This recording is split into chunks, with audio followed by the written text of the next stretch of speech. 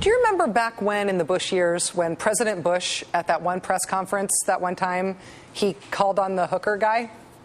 I should say, he wasn't just an alleged hooker. I shouldn't say that. He was an alleged hooker turned far right-wing blogger who inexplicably got a White House press pass. He lobbed a softball question at Bush after Bush called on him at a press conference in 2005. The hooker with the inexplicable press pass to get into the White House had been rejected for press credentials by Congress, but he somehow enjoyed extraordinary access to the Bush White House.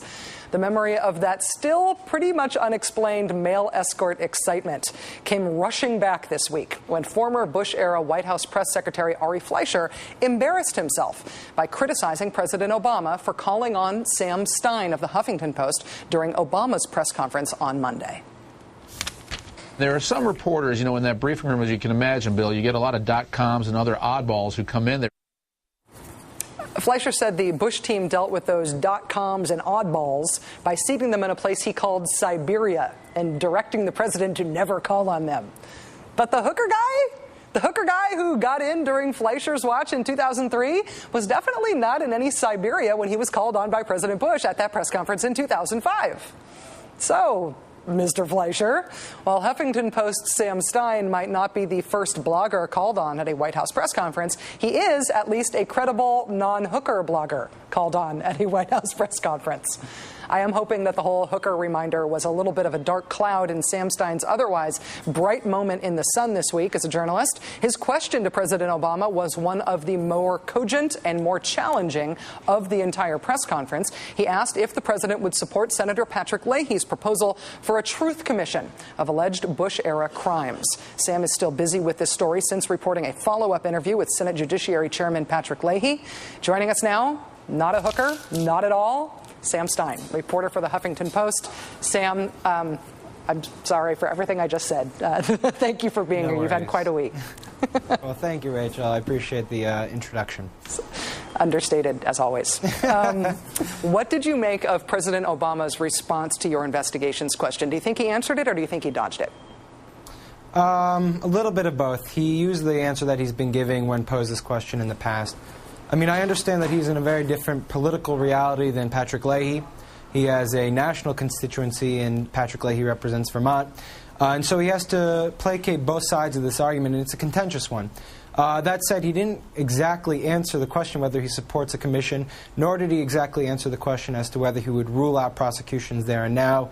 And so I'd like to see him take a more firm stance one way or another. I know that you have followed up since with Senator Leahy. One thing that the president did do in response to your question is that he promised to look at Senator Leahy's proposal. Has there been an act of furtherance? Has this gone any further since Leahy initially proposed it and you asked about it?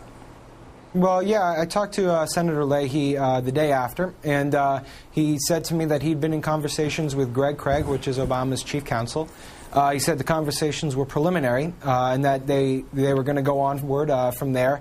But I think it's an indication that the White House knows that this is going to happen. I mean, one thing Patrick Leahy said is that he doesn't need Obama's okay to go forward with this. He's been in the Senate for 35 years. He's his own boss, and he can do what he wants. And the same thing goes with Representative John Conyers in the House, who's introduced legislation about this. So you have two actors who are going ahead without Obama regardless. So Obama's going to have to figure out how to play with these senators and representatives, even if he doesn't even want the investigations to occur. It seems like the big question about whether or not this will actually happen is it's all about whether or not somebody finds a politically possible way for it to happen. Yeah. And my sense, just reporting on this from here, is that the most politically possible way for this to happen is for it to happen independently of the administration, at least nominally, for it to be initiated in Congress and largely pursued through Congress. Is that how you see it? Yeah, I think that's actually how it's going to take place. Now, one of the aspects of Obama's answer that stuck out to me was that he said, if we find illegality, we will prosecute it, regardless if you're an ordinary citizen or a member of the administration. So theoretically, if Congress, under John Conyers' investigation or Patrick Leahy's, can produce evidence of illegality, then Obama has committed himself or his Department of Justice to prosecuting it. So I think what you'll see out is Congress providing the evidence and the Obama administration being in an unfortunate or sort of difficult circumstance of actually having to act on it. So I think that's what you're going to see going forward. One thing that I sort of prized out of Senator Leahy when I interviewed him after his proposal was that people who did not testify before such a truth commission would be totally open to prosecution, that the only way you could get immunity from any prosecution would be to sit down before this commission and say the truth, the whole truth, and nothing but the truth. Yeah. Do you see that as a threat toward people who might not be willing to act all contrite and sit down before a commission? Sure. I mean, of course, do you either want immunity or you want to be, possible subject of an investigation. There is a flip side, of course. I already heard some grumbling among the more progressive readers of the Huffington Post, as well as some sources, that they don't want too much immunity provided. There's a lot of people who they want to see investigated, and there are a lot of people who they think should be prosecuted. There's no judgment call one way or another, but they are worried that if you provide too much immunity, you're going to miss holding responsible some of the key actors. Huffington Post reporter Sam Stein, you've had a very big week. Thanks for making time in it for us. Appreciate it, Sam. Well, thank you very much.